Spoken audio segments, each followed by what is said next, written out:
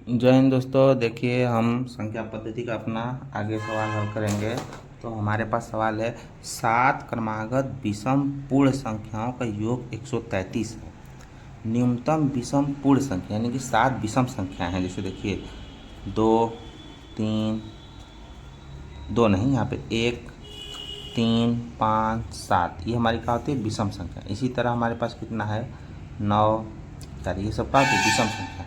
तो कह रहा है 7 क्रमागत विषम संख्याएं हैं। तो हमारे पास कितनी है? 7 विषम संख्याएं। तो देखिए, सबसे पहले आप इसको कैसे हल करते हैं।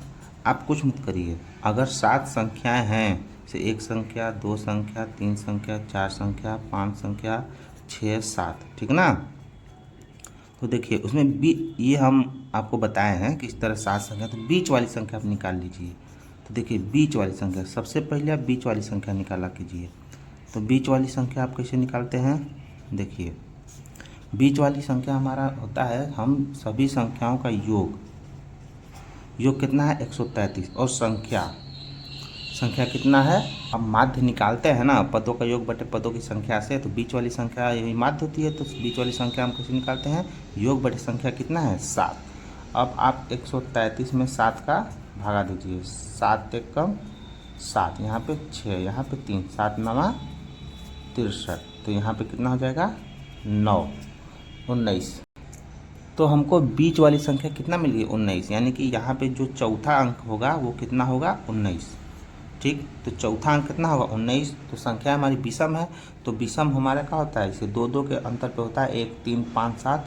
तो 19। तो 19 के बाद अगला 19 के आगे कौन विषम संख्या होगा? देखिए बीच वाली संख्या हो गया 19। और हमको हमारे पास कुल कितनी संख्या है? 7। देखिए 19 के पाँचवा संख्या कितना होगा? 19 के बाद 21। उसके बाद छठवां कितना होगा? 23। सातवां कितना होगा?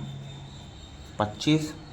उसी तरह देखिए हमारा तीसरा संख्या कितना होगा? तो 19 में से 2 कम होगा यानी 17। और दूसरा वाला संख्या कितना होगा? 17 में से 2 कम होगा 15। और देखिए पहला एकदम कम वाला न्यूनतम कितना होगा? 13। तो हमको क्या पूछा? न्यूनतम विषम पूर्ण संख्या। न्यूनतम कितना है? 13, यानी आंसर हमारा क्या होगा? 13। इसी प्रकार यदि हमको पूछता अधिकतम अधिकतम अधिकतम यानी कि सबसे बड़ा विषम कौन होगा? तो हमारा कितना आंसर हो जाता है? 25। तो इस प्रकार हमारा कितना आंसर होगा? धन्यवाद दोस्तों। जय हिंद दोस्तों। देखिए अगला हमारा सवाल है, कहा गया कि 3 से गुणा करके बनी 100 और 200 के बीच की सभी प्राकृतिक संख्याओं का योग क्या होगा। यानी कि हमको बताना है 100 और 200 के बीच सभी संख्या जिसमें 3 से क्या हो जाए? भागा चला जाए। 100 में हमारा 3 से भागा नहीं जाएगा, ठीक। फिर 101 में देखेंगे, उसमें भी नहीं जाएगा। तो हम 100 और 200 के बीच 3 से गुणज संख्या निकालेंगे। तो देखिए संख्या हम कैसे निकालेंगे? पहले देखिए 100 में 3 का भागा नहीं जाएगा, तो 101 में भी नहीं जाएगा। 102 में देखेंगे 3 का भागा जाएगा। 3 त्रिके 9, 3 चौके 12, यानी पहला हमारा संख्या का हो जाएगा 102। तो अगला हमारा संख्या जाहिर सी बात 105 होगा। फिर कितना होगा? 108 होगा। इसी तरह 200 में 3 का भागा नहीं जाएगा, तो हम क्या लेंगे? 199, इसमें भी नहीं जाएगा तो 198 लेंगे। फिर इसमें देखेंगे 3 का भागा जाता है, 3 छके 18, 3 छके 18 चला गया, यानी हमारा कितना बार चला गया? ये भी चला गया। तो हमारा लास्ट में कितना होगा? 198, ठीक। तो देखिए 3 से गुणज हमारे 100 और 200 के बीच की संख्या क्या हुई? 102, 105, 108 और आखिरी कितना हो गया? 198, ठीक। तो देखिए दोस्तों हमारे पास एक सीरीज बन गया जो 3 से का है? गुणज है। तो इसमें हम देखेंगे कि हमारा पहला पद क्या है? पहला पद 102। अंतिम पद देखिए, अंतिम पद क्या है? 198। सार्वंतर किसे निकालेंगे? सार्वंतर डी, यानी कि कोई भी 2 ले लेंगे और उसको घटाएंगे, यानी कि 108 और 105 लेके इसको घटाएंगे तो कितना मिलेगा? सार्वंतर 3।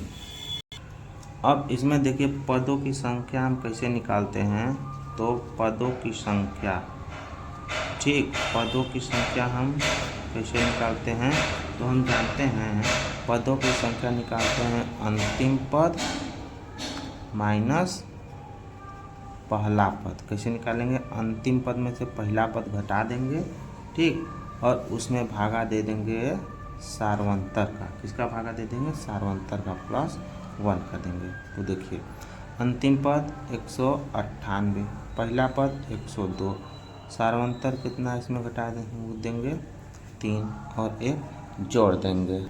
तो देखिए दोस्तों, इसके बाद हम हल करेंगे तो हमारे पास 198 और 102 घटाना है, ठीक। तो इसको हम घटाएंगे 198 में से 102, तो ये हमारा होगा 96/3 +1। फिर इसको यदि आप हल करिएगा तो ये होगा 3 त्रिक 9, 3 दूनी 6 +1, यानी संख्या कितना हो जाएगी, n बराबर हमारे पास हो जाएगी 33।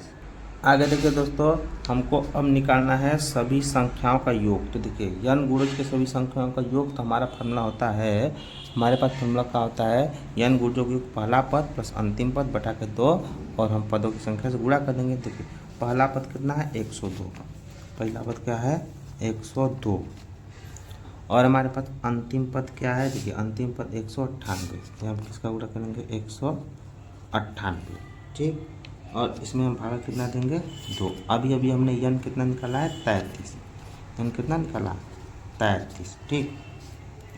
अब देखिए इसको हम हल करेंगे, तो देखिए इसको आप जोड़िएगा तो कितना मिलेगा, इसको हम जोड़ेंगे, ठीक। तो ये हमारा होगा 0 0, यहाँ पे 3 बटा के 2 × 33, ठीक। फिर अब इसको आप हल करिएगा तो ये हो कितना बच जाएगा 15 0 × 33, ठीक। अब इसको आप हल करिए तो देखिए 33 में 15 से गुणा करिएगा, 5 3 15, 5 3 15 1 16, 3 1 3 3 1 3, तो हो जाएगा 5, यहाँ पे 9, यहाँ पे 495 और 1 0 यहाँ पे। तो हमारा इसका आंसर कितना होगा, तो देखिए हमारा होगा 4950। तो ये हमारा क्या हो गया आंसर। धन्यवाद दोस्तों।